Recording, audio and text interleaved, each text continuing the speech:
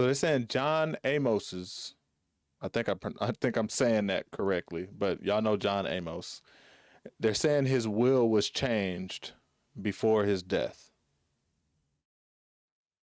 And for those of y'all who don't know, John Amos, father on the popular show back in the day, Good Times, passed away like almost 2 months ago. But his death was only reported like last week. So there's been a lot of weird, like, just a lot of questions as to what was going on. Coming to find out, at least I didn't know, but he was suffering from dementia and some other things. So it's likely that he was being taken advantage of. Part of the reason why his will was changed. But I wanted to share this video because I think this is a good example, of why we need to have our affairs in order early, right? And have someone outside of your family, like potentially some an organization, a reputable organization or group that can execute your wishes. Because this is sad. This is sad. His whole legacy is being tarnished because of these greedy people that he had surrounding him in his final days. So we'll check this out. This is one side of the story. Obviously, his daughter, who was for whatever reason estranged from him for about a year or so before his passing. This is her take on it, and so it's a little one-sided, but haven't heard anything from anybody else in the family or any of the people who are accused of potentially basically stealing everything he had. All right, so y'all let me know what y'all think. Interesting.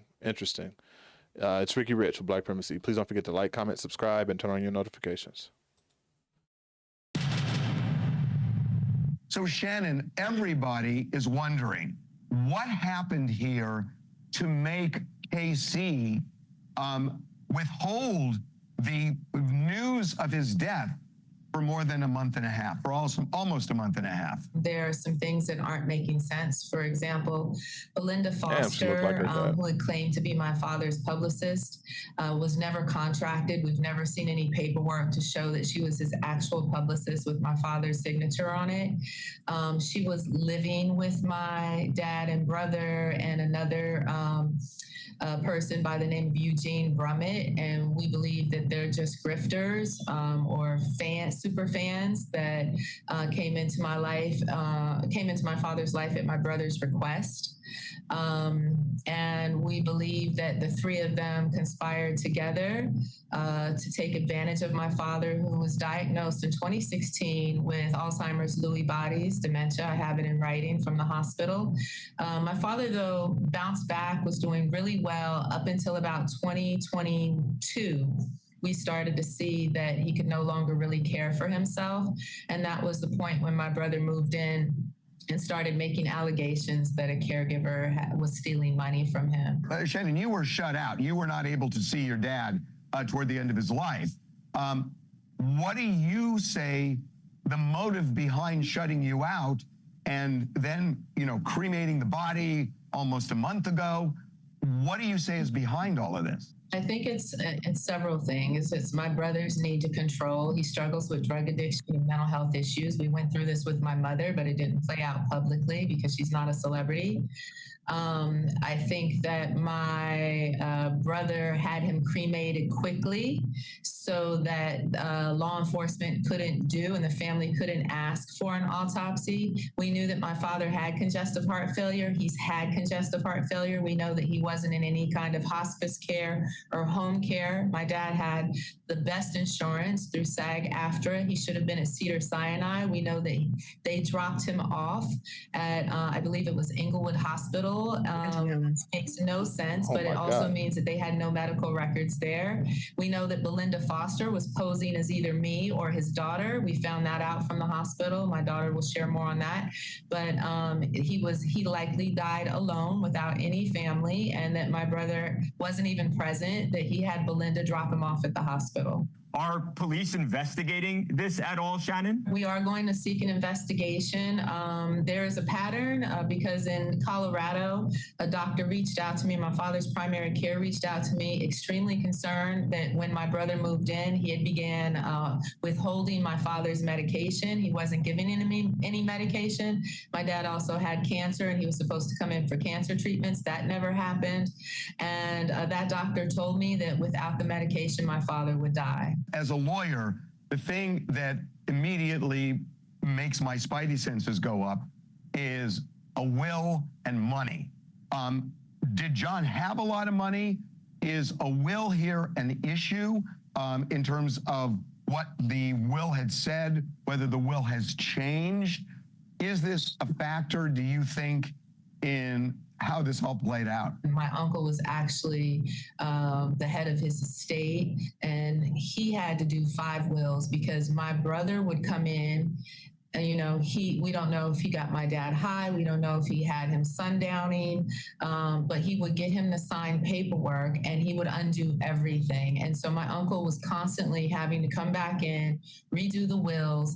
And I personally have copies of several wills. I also have a statement from my brother, which I made him sign after he did this with my mother, to state that he knowingly manipulated my father, had him change wills, and that he could not ever have my father sign a document again without family members being present, and he still was able to accomplish that. Kara, this must be heartbreaking that this all happened to a man like John Amos, who is just beloved by so many people, that his death was secret, it was withheld, and you're going through all of this. This must be just heartbreaking for you guys. I think the number one feeling I feel is outrage. I'm dealing with it every day, every moment since I found out, and I found out at work. I'm an educator, so luckily I had my students, so I couldn't even react in the moment. But finding that out, I can't even wrap my head around it. I don't know how a human being can do that. And I really just feel like the entire family was robbed of any last moments, any last anything. And then to further go forward and cremate him against his wishes, number one, there's a special place. That's all I can say. My grandfather deserved better. My mom only ever tried to get him to just a comfortable place, Mexico, Jamaica, wherever he wanted, so he can be taken care of. This was not what he would have wanted. And I know that with every fiber of my being. I agree. You got to be, I can't ever, well, I can't say that I can understand how they do it. I think I understand why. And that's just straight greed, right? I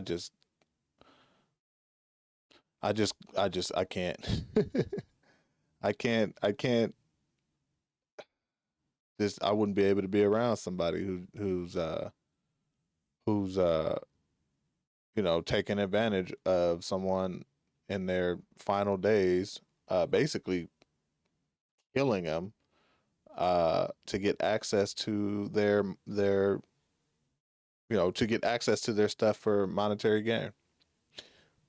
Just, it just sucks. It really sucks, and she, the other daughter explained how, you know, there was a will in place, and there were certain things that, they were going back and forth on changing it and things like that. And to me, that's really just the reason why these things need to be set in place early on and adjusted by you, only you, throughout the remainder of your life, and to the point where if you can't do that, have a outside, like a unconnected, unbiased organization execute that for you. And it is kind of a double-edged sword, because sometimes those there could be some dire need why you need to, something needs to be changed in the will, or something needs to be changed in the things that have been outlined to happen, and it's just almost impossible to do through an organization, right? But in other situations, when you got family members, kids, whatever the case, that are, struggling with addiction, have already proved that they can't really be trusted from a financial standpoint, you got to make that decision, and hopefully it's the right decision.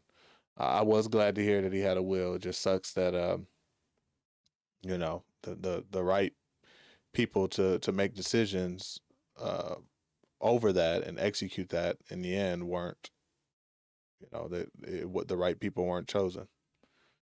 So, just another example in the Black family, where a death like this completely destroys a family relationship because of the money. Right? Not because this didn't, they weren't they weren't on bad terms because of, their father being sick and ultimately passing away. They were on bad terms because of the monetary gains. So let's do better, y'all. All right, let's do better. Y'all let me know what y'all think. It's Ricky Rich of Black Primacy. Please don't forget to like, comment, subscribe, and turn on your notifications.